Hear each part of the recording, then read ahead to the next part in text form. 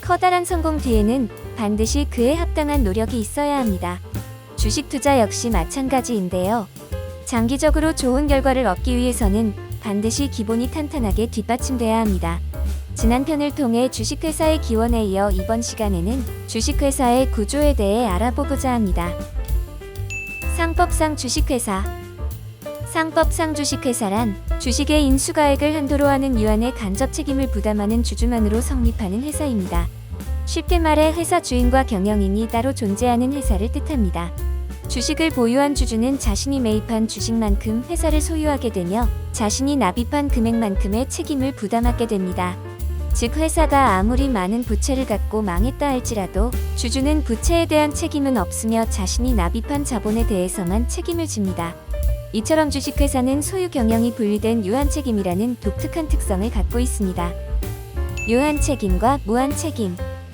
먼저 유한책임을 쉽게 이해하기 위해서는 무한책임과 비교해보면 되는데요. 예를 들어 A 사장이 은행에서 1억 원의 대출을 받아 치킨집을 오픈했습니다. 그런데 장사가 잘 되지 않아 사업은 망하고 말았습니다. 은행은 곧바로 A 사장에게 돈을 갚을 것을 요구했습니다. 그러나 A 사장은 가진 돈이 부족해 빚을 전부 다 갚지 못했습니다. 그러자 은행은 치킨집의 식기와 전세금을 압류했으며 이와 더불어 A 사장 개인의 자산도 압류했습니다. 반면 B 사장은 지인들과 모은 투자금과 은행에서 대출받은 1억 원을 통해 주식회사 튀겨치킨을 오픈했습니다. 그러나 튀겨치킨 역시 장사가 되지 않아 사업은 망해버렸는데요. 튀겨치킨에 돈을 빌려준 은행은 곧바로 채무 상환을 요구했습니다. 하지만 튀겨치킨 역시 돈이 부족해 은행의 채무를 전부 다 갚지 못했습니다. 그러자 은행은 곧바로 튀겨치킨의 식기와 전세금을 압류했으나 B 사장의 개인 재산은 압류할 수 없었습니다. A 사장과 B 사장의 차이는 돈을 빌린 주체입니다. 첫 번째 사례에서 은행이 돈을 빌려준 주체는 바로 A 사장입니다. 반면 두 번째 사례에서 은행이 돈을 빌려준 주체는 튀겨치킨입니다. 책임의 한계가 회사를 벗어나 대표에게까지 영향력이 미치는 경우를 무한책임이라 합니다. 반대로 책임 한계가 회사까지만 미치는 경우를 유한책임이라 합니다. 무한책임은 회사가 망했을 때 자녀 채권에 대해 책임을 대표가 무한대로 지게 됩니다. 예를 들어 무한책임 회사의 한 종류인 한명회사가 부도났을 경우 대표는 무조건 총부채에 대해 무한, 연대 책임을 지게 됩니다. 즉 회사가 망하면 집을 팔아서라도 빚을 갚아야 합니다.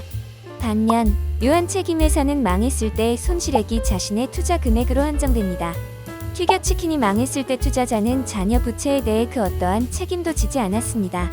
결국 주주들은 회사가 망했을 경우 회사의 모든 부채까지 책임지는 것이 아니라 자신의 투자 금액만 책임지면 되는 것입니다. 여기서 주식회사의 중요한 특징인 유한책임이 나타납니다. 주식회사의 유한책임이라는 개념은 결과적으로 기업 붕괴를 가능하게 만들었습니다. 투자자들은 자신의 투자금에 대해서만 책임을 지기 때문에 부채에 대한 부담 없이 회사에 투자할 수 있었습니다. 가령 주식회사가 무한책임 구조라면 투자자는 쉽게 의사결정을 내리지 못할 것입니다. 회사가 갖고 있는 숨겨진 부채부터 표면적 부채까지 모든 것을 염두하고 의사결정을 내려야 하기 때문입니다. 소유와 경영의 분리. 두 번째로 주식회사의 중요한 특징은 소유와 경영의 분리인데요. 쉽게 말해 주식회사는 투자자들 돈으로 회사를 차린 뒤 전문 경영인을 두고 사업을 영위하는 구조입니다. 앞서 말했듯 주식회사의 주인은 주식을 갖고 있는 사람들입니다. 우리나라의 경우 아직 기업의 역사가 짧아 대주주는 CEO와 같다는 인식이 강한데요. 하지만 미국과 같이 100년 이상의 역사를 지닌 기업들은 CEO와 대주주가 다른 경우가 많습니다. 그 예로 과거 고 이건희 회장이 삼성전자에서 CEO로 일했을 때를 생각해보면 보통 일반인은 삼성전자가 이건희 회장의 것이라고 생각하는 사람이 많은데 실제로 삼성전자는 이건희 회장의 개인 회사가 아니라 주식을 갖고 있는 주주 공동의 것입니다. 이건희 회장 역시 삼성전자에 고용된 직원일 뿐입니다.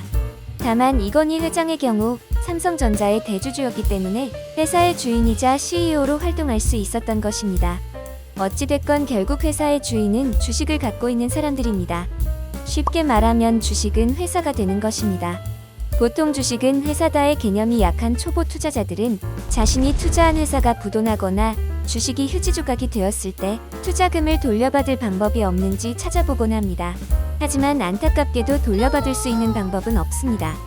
주식을 매입했다는 것은 회사의 일부분을 샀다는 뜻이고, 이 말은 아무리 소액을 투자했다 할지라도 주식을 매입한 순간 회사의 주인이 되었음을 의미하기 때문입니다. 설사 투자자가 단순 시세 차익을 목적으로 주식을 매입했다 할지라도 본질적 의미는 주식을 매입한 순간부터 회사의 주인이 되었음을 의미합니다. 주식을 산다는 것은 회사의 주인이 되는 것. 여기서 주식 투자의 중요한 의미가 도출됩니다. 주식을 산다는 것은 회사의 주인이 되는 것입니다.